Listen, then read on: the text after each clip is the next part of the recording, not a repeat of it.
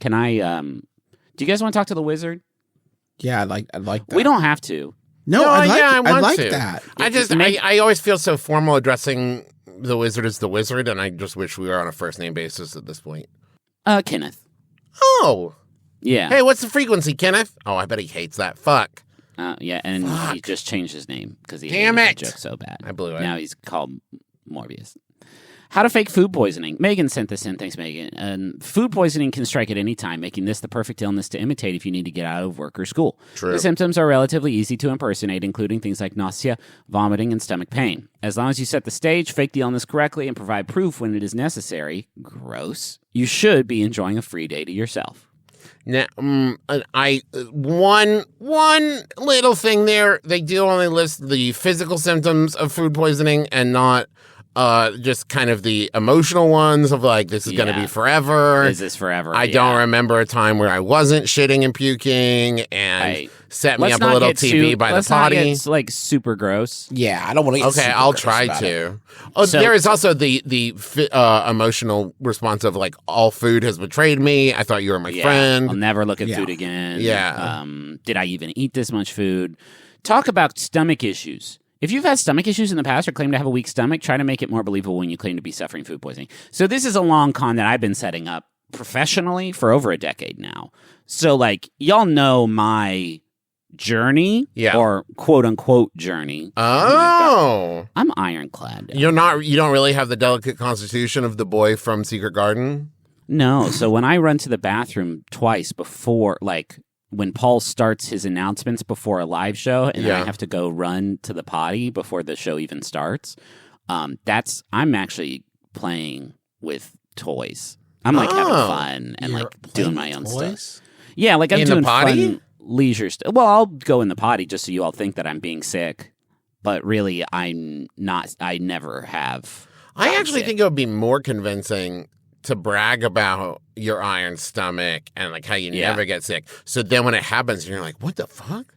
What is it? Oh my God. Oh, is this how you guys feel all the time? Oh, no. Like, I think to me, that's like, oh, this is serious. He never gets sick. Invent a dicey dining situation. You don't actually have to go out to eat, but if you tell your classmates, coworkers, and boss you're going to eat somewhere likely to cause food poisoning, that'll make it more believable when it happens. I'm going to Stinky Rick's Dirty Plates. Yeah. Did you say that before? Is that like setting up the fiction? Okay. I'm so excited because they have like day old escargot over there that they sell for like 50%. I cannot There's just wait. like a half inch of standing water everywhere. Love it. It's a theme. That's a great. You should do that more often. I like to go when I'm at the office. I'll sometimes announce like, God, my great granddad's been like so sick lately. Wait, hold on. Set up the scene. Are you talking to like Jim or Pam or Dwight or who are you talking to? The whole gang is, as always, hanging on my every word. Okay. Yeah. Andy and I have just finished our office lottery, which has gotten us into more than a few scrapes. Okay. Oh, for sure. Was there an acapella moment between you and Andy? Yeah. Oh, we were I knew it. It's like B24. We would like sing the numbers. Yeah. And Angela's pissed because she doesn't like the fun. I'm just so fucking Me mad. and the whole gang. Margaret, Kevin, Deschanel, Creed? the whole Kareem, Creed is there, of course. Kareem Abdul-Jabbar is there when he joined the office. They're for a hanging season. on my every word. Yeah. And I'm telling them about how my great granddaunt is very sick. And then I just sort of leave it. And then when I need a break a little later, she's really sick. I deploy. Yeah. That's fun. It's not, but because it's a sad thing when it does. You know, eventually that She's card not is real, done. though. She's not real. Okay. This is made up. But do you tell them that too when you say that she's dead so they don't feel bad? No, it's okay. They won't really feel bad. That's great. And if they do sleuth it out and they'll be like, hey, I did some sleuthing and your grandnan is not real. And you'd be like, yeah, she got erased from the timeline. Oh, boy. So it's sad, but don't like feel bad about it or anything. They won't feel bad about it because I'm the office bad boy. Yeah. Well, you didn't say that before. They think that I'm too hard to have emotions. And then at the end, Pam is like, sees me cry. I'm like out on the dock. Yeah. With Daryl and some of the other guys, and they leave, and she sees me, and I'm sitting there crying, and then she falls in love with you. Your granddad falls in love with me instead of Jim and Pam, Jam. Now it's Justin and Pam, Jam. Just Jam. Justam. And you could be like, she'd be like, well, I'm so sorry your grandma got erased from the timeline. You'd be like, yeah, she looked at the orb. And then I look at her like, who? And she's like, no, fuck, it so got to you sad. too. Oh, no, it's so sad. But then she's like, I would much rather sleep with you than Jim. What are you doing right now? And then you'd be like, I can't do that right now. For Christ. I have to go smash the orb. Yeah. And Daryl's like, can I come too? But then he vanishes. And I'm like, you're not going to remember this. Oh, because I'm about to change everything. Oh, fuck, dude. But it's always been you, Pam. And you kiss? And no, we don't. It's chaste. It's a chaste love. It's a friendship. Okay. Because if I sully myself with the touch of a woman, the time gods won't let me through the street. Of course. Yeah, basics. The orb can only be smashed by someone pure of heart and genitals. Yeah. The man who's never achieved an erection is the only one. People give the 6th season of The Office a lot of shit. Yeah. Because, like, people are like, it wasn't funny anymore until after Steve Carell left. It's like, well, maybe it wasn't funny anymore, but, like, it had some stuff to say. There's some challenging shit. Yeah. They talked a lot about purity and not just, like, don't have sex, but, like, no physical contact of any kind from birth. Yeah. And, like, that kind of, like, it says a lot about the indulgences of our culture. Yeah. Because that one character who had never had soda or any kind of spicy foods or the touch of another human being didn't dress up for, didn't recognize Halloween or didn't recognize Halloween or even the days of the week. Yeah. And, like, just saw time as one continuous bubble. And they're the only ones who could touch the time orb. That said a lot, I think, about, like, consumerism. Yes. Yeah. It made so yes. And when Kevin started wearing a robe and said he couldn't work at the office anymore because he was the Chronicle of Gonzalar. Right. And he was the only one that could protect the sacred texts. Yeah. And it turned out his consciousness was in several different timelines at the same time, so he seemed distracted. Yeah. And then there was that funny scene where he turned into an eagle in the office, and then Dwight was like trying to get him. Like, guys, who let this? He's like, who let this eagle out in the office? And someone's like, it's Kevin. Don't get him. And then Jem made it. It's not the Kevin. Kevin's gone. The Kevin you knew was a flesh prison for the true Chronicle of Gonzalar, whose knowledge cannot be bound by your primitive paper and leather-bound books. Yeah, he is one of all of us and part of the eternal consciousness. Of exactly. Gonzalar. And then Jem set Dwight's phone to Portuguese, and like Dwight was like, "How do I even?" And it ended up ripping a hole through existence. Yeah, and then the Chronicle of Gonzalar pecks out Andy's eyes, and Jim looks at the camera like, "Really? Yeah, not again." Yeah. And he says, like, the eyes have it, and everybody fucking loses it. Yeah. And then Andy has to make the multi-year pilgrimage to the Fountains of Felishuna to restore his vision. Exactly. Yeah. But he ends up getting second sight, and he can see beyond seeing, and it's a whole thing. remember. Yeah, we all remember these classic scenes from The Office. I forget what we were... Oh, I was doing a wiki how. Right. Sorry. Use likely food as the scapegoat. Things like poultry, meat, fish, and eggs. Earlier in the article, it says that you... I like to imagine 4 people in their car listening to the show, and then when something like that happens, they start like kind of chuckling, but also looking at each other like, is this a reference to something that I've never heard of and no one's ever heard of?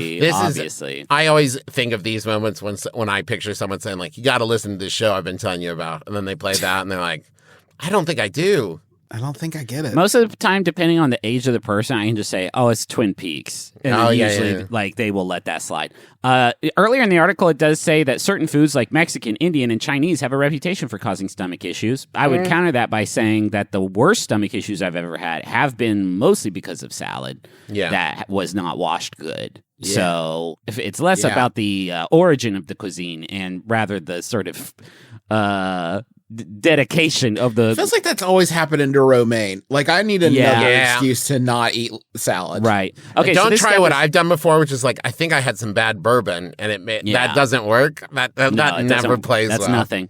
Broadcast your illness. By telling your friends and family you're not feeling well in a Facebook post or tweet, it's more likely people will believe you've got food poisoning. That's awesome.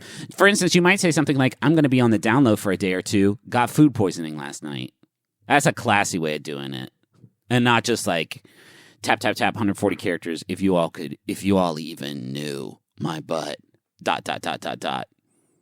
It's bad, y'all. This might be the one, and then you can skip work for a couple days. It has to. Okay, listen, just a quick edit here. You have to say, like, yeah, I'm feeling pretty bad, but work comes first. And you got to make it like that. Or school comes first, and you need someone else to say to you, like, no, man, take care of yourself. You got to stay home. And you're like, but I got to finish those reports. And it's like, the reports can wait, man. What's important is your health. And you need them to tell you to stay home, so you seem like a real trooper. Right.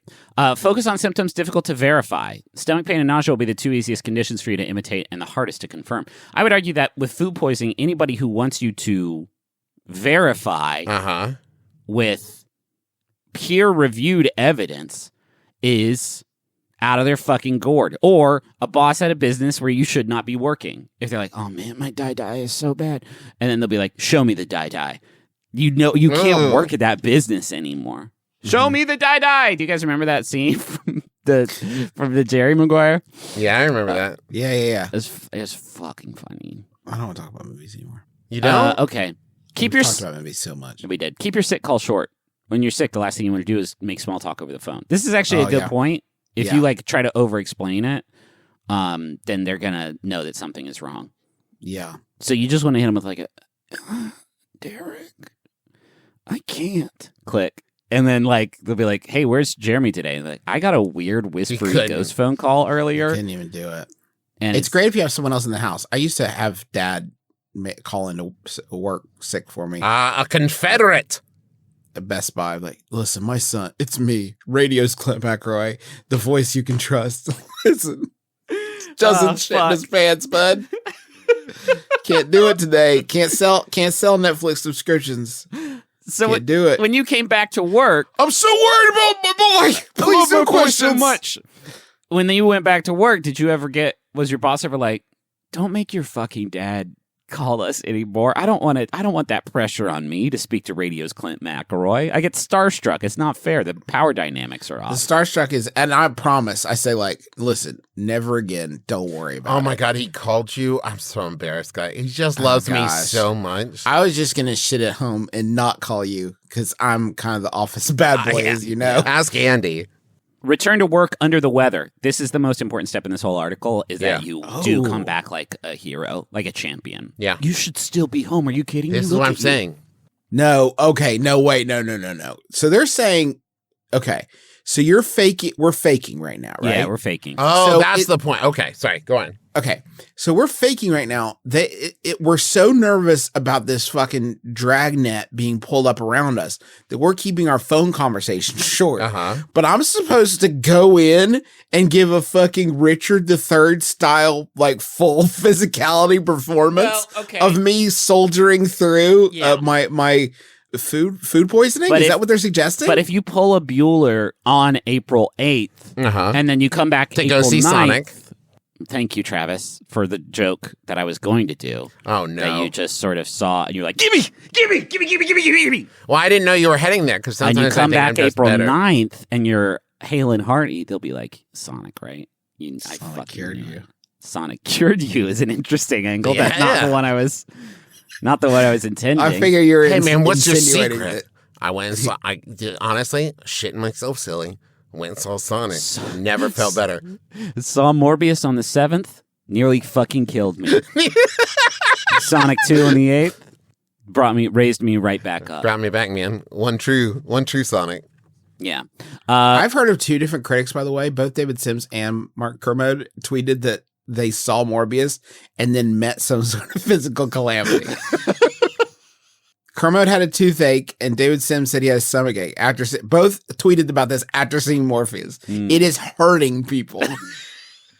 It's too far. It's not funny. It's hurting people. It's hurting people. The movie is badness. It's hurting people. Now, here's what you have to wonder, though. If Jared Leto had agreed to participate in Candle Nights like Ben Schwartz did, would we have different things to say? Who knows? Sliding doors. You'll never know. Sliding doors. Thank you, Travis. So let's role play this. And Justin, I want you to pin the email to Jared fucking Leto asking him to please do a bit on Candle Nights, this special episode.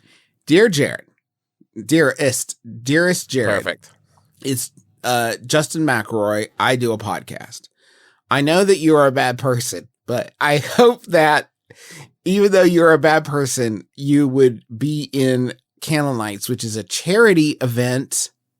Famous love that shit. And you can be the Joker in it or Morbius, but please don't be Jared Leto. Again, I've heard a lot of different stuff.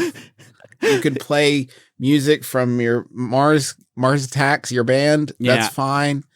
But please just don't be yourself. You could be Jeremy Cool or whatever your character's name was in My So-Called Life. I think it was Jeremy Cool or perhaps Slater Cool.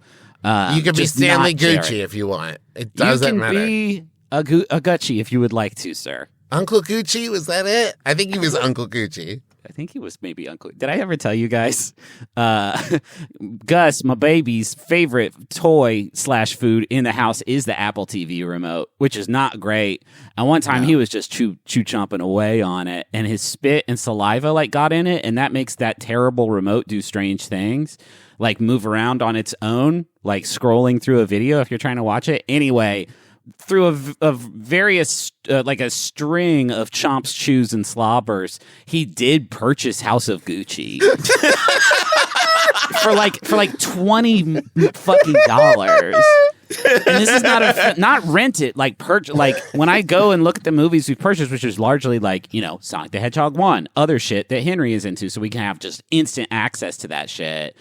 Now we have Gaga and we have Leto just waiting to spring it. Like, is today the day, Griffin? No, today's not the day, Jared and Gaga. Today I will not be watching Gucci. Thank you very much.